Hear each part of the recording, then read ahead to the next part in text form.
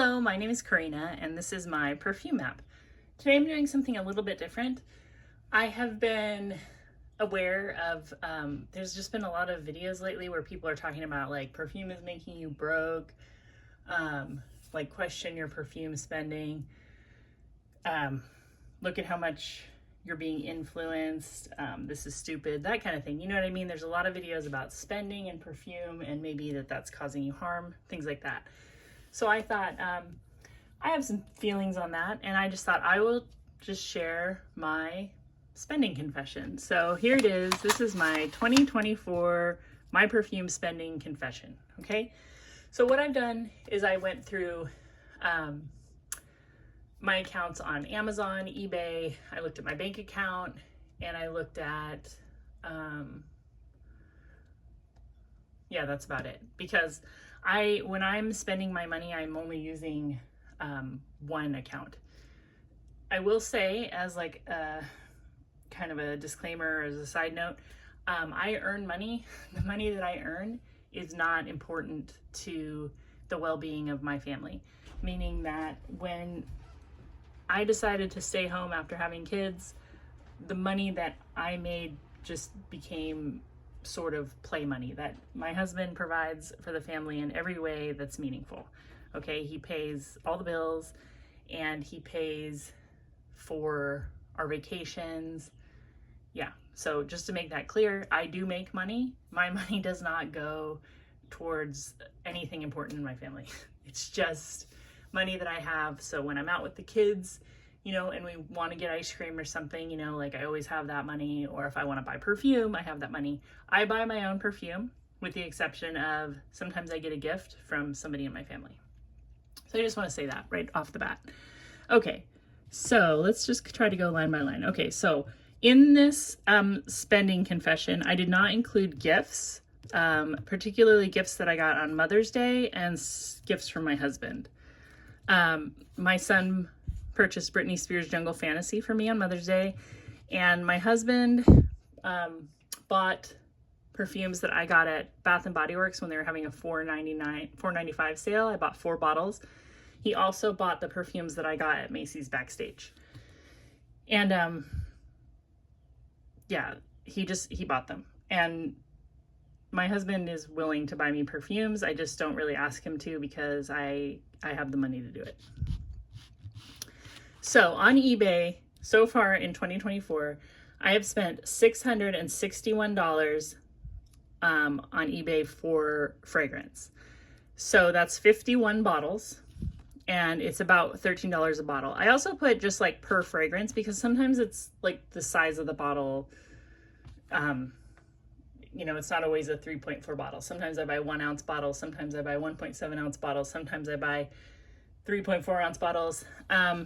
It's just 51 different fragrances I have purchased on eBay for $661. At Shop Goodwill, I have spent $215 in 2024. That's for over 100, not bottles, but over 100 perfumes. Some of them are minis, some of them are samples, some of them are full-size bottles, some of them are fragrance mixed. It's a mixed batch, but it's well over 100. Like, I kind of went through, it's sort of hard for me to get an exact number on Shop Goodwill unless I like go through my collection and compare it to like receipts I got from Shop Goodwill, because it's just not itemized. You know, I'm basing it on pictures, but once I could tell it was 100, I just said 100 plus. So even though it's more than 100, if I just say 100, then I'm paying $2.15 per bottle or per fragrance, because like I said, some of them are small. The next place where I buy fragrance is Amazon. I've spent $140 on Amazon fragrances this year, 8 bottles with an average of $17.5 per bottle. I did use $104 of rewards because I do get rewards on Amazon for a credit card.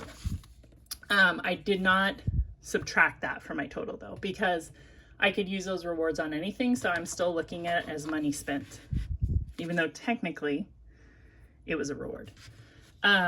Discount retailers like Burlington, Marshalls, and etc. I haven't gone shopping a lot at those places, but I did spend $85 this year at discount retailers, and I bought 5 bottles for $17 a bottle, average. Bath and Body Works, outside of the 4 bottles that my husband purchased for me, I spent $38 during a sale for 7 bottles at $5.40 per bottle. Okay, so if I add up everything that I have spent on Perfume, it's $661 on eBay, $215 at Shop Goodwill, $140 on Amazon, $85 at discount retailers, and $38 at Bath and Body Works. I spent $1,139 in 2024, and this is mid-July, right? So, yeah, that's how much I've spent so far this year. But I did sell 2 items so far from those lots. I've listed 4 items. I sold 1 item and I made $35. That's after shipping and fees. I was able to get $35. And then 1 item, after shipping and fees, I got $17. So I made $52 on the items that I bought at Shop Goodwill so far. So that would take and I'm subtracting that from my budget because I got that money back. So that would mean my total for this year that I've spent in 2024 is $1,087 in 2024 on Perfume. Now I do have a budget, whoops, and my budget for the year is $1,200 a year. So I'm not over budget for the year, but I am over budget for the month. It's basically $100 a month is what I allow myself for perfumes, and I'm about $300 over. So that basically means that I have $113 for the rest of 2024. So yeah, that basically means like I have to shop real smart for the rest of the year. I could still do some Shop Goodwill pickups, or I could do a sale, or I could just buy a bottle of perfume, or I could just chill out because even though I still have a little bit left for the year, it's, I do feel like I spent a little bit too much, and I could, there are some other things that I could list from these lots that I'm not that interested in. I was going to stop and we can take a break from this for a second before I go on to the rest. And I just wanted to show you some perfumes I've been wearing lately and testing out. So I showed you this one in the last lot. This is American Eagle 77. And this was a perfume when I was finally able to figure out what it was. They had this perfume, I think it came out in 2007, and they have recently re-released it in a different bottle. And right when I smelled it, I was like, oh, that's pretty good. And it is pretty good. It's orange, whipped cream, and jasmine. Those are the 3 notes listed. And that's what it smells like. It has a really kind of pungent, almost bitter orange, and then a very kind of earthy jasmine mixed with whipped cream. I really, really like this. I'm actually surprised at how much I like it. And I think if you like fragrances like La Vie Belle or Flower Bomb, that kind of type, you'll like this. The problem with this one is they're asking $40 a bottle for a 1.7. So I bought it used. So this would fall in my $2 to $3 a bottle range. And I really like it. I'm happy to have it, and it's been fun to test out. The next one I wanted to show you, which I haven't shown yet, I bought this on eBay used. You can see it's like maybe got a third of the bottle left. And this is YSL Manifesto. And I purchased this for $8.50. I was the only bidder. And then the seller charged $9 to ship it. So $17.50, plus tax is what I paid for this. And this to me smells like it smells a lot like YSL Libre to me. Like there is a difference, but that's kind of the vibe I get. Less like lavendery, maybe more creamy. And I believe that this is discontinued. So, sometimes I get these bottles because I just want to try it. And if I can try it for pretty cheap, I'll go for it. I mean, if you look at like I kind of pick on Scent Split, but just because I think they're like overpriced. If you try to get a 5 mil or 10 mil of a fragrance on there that's discontinued, I mean, they just charge you more than what I paid. So if I can buy a partial bottle for less than I could get a sample, that's what I'm going to do. I don't even know if Scent Split has a sample of this. I'm just picking on them a little. So yeah, it's a good perfume. I have to look at the notes, but it does have kind of a Libra thing going on, but it smells more mature than that. Like Libra has a very kind of like, there's almost like a sweet grape juicy smell in there. And then another one that I bought in a lot that I haven't shown is Halle by Halle Berry, and this is good too. It does have like a lot of amberwood. Amberwood is like a fragrance that I can recognize right away, and I kind of don't like it, but I've learned to like make peace with it because it doesn't last usually. This is really good. It's very sweet, woody fruit, maybe like pear, something like that, pear or apple, or this has a very, very nice long lasting dry down that's like very vanilla sweet. And I think this gets compared to La Belle, and I think that this actually goes for pretty good money. This is one of those that I could probably put up for sale and then, you know, get some of my budget back, but I'm not going to because I like it and I don't think I can get it again very easily. And then the last one I've been wearing lately, I bought this one in 2023 from, I think, TJ Maxx for like $7.99. And you can still get this on FragranceNet for like $15, I think. And that's the thing. I mean, I don't buy perfumes as an investment, but if you get them cheap enough, they usually are more valuable than what you bought them for, which is a good thing in my opinion. And I was going to talk about paying for perfumes. If one person pays $100 for a perfume and another person pays $2 for the perfume on the used market, then the real value of the perfume is going to be somewhere in that range. That's how I look at it. And I think that anybody can become a bargain hunter when it comes to perfume, and everybody can have a budget if you want one, and a budget's very helpful. So now I was going to talk a little bit about just these videos that I'm watching where people are calling people out for maybe being for influencing people to spend money, and they're saying like perfume's going to make you go broke. I'm just going to tell you that like I'm pretty passionate about personal finance. Maybe I have to add a disclaimer to say like I'm not like your finance professional or whatever. Like I'm into my own personal finance. And what I find interesting is like saying things like perfume will make you broke. There are people who buy perfume that are rich, and there are people who buy perfume that are not. There are people that buy perfume who are broke. The perfume doesn't have anything to do with it, okay?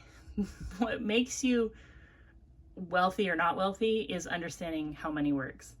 It's the ability to save some money and invest, and that's it, and that's all. And I'm kind of disappointed by some of these videos only because we've gone through this so many times. I mean, you remember years ago, people were like picking on Starbucks, like, oh, your latte is making you poor. No, it's not. There's people who drink Starbucks who are rich. There are people who drink Starbucks who are not. And what makes you rich or poor it's not Starbucks. Starbucks is not like some, thing that like makes you or breaks you. What makes you or breaks you is your ability to be really honest with yourself about how much money you have, to be honest with yourself about how much money you spend, and to be honest with yourself about how much money you are saving and investing. And for anyone who's scared about saving or investing, you don't have to be. You don't have to know anything. If you go into your bank and say, I would like to invest some money, they will tell you what to do. Usually in the form of like index funds, mutual funds. They will show you a product that you can put your money into, and they will give you an idea of what your return you can expect. Of course, nothing's guaranteed, but this is a very solid way to make yourself financially solid. Not necessarily like rich, but like if you want to be in control of your finances, then yes, you have to save and invest. You have to be honest with yourself about how much you spend. Anybody else who wants to make a video like this, I'd be happy to see it, because of course I'm curious. How much are you spending? Like if I see a big wall of perfume, it's just the nosy neighbor in me thinking like, I wonder how much this person spends on perfume. It's none of my business. You don't have to share it, but just making videos where you're calling people out about their finances, like to me, it's like, okay, yeah, like you have a point, but like, who are you talking to? Like, should we look around and like point fingers? Like, no, here it is. This is like how much I've spent. Go ahead and tell me anything you think about in the comments. I got a thick skin, guys.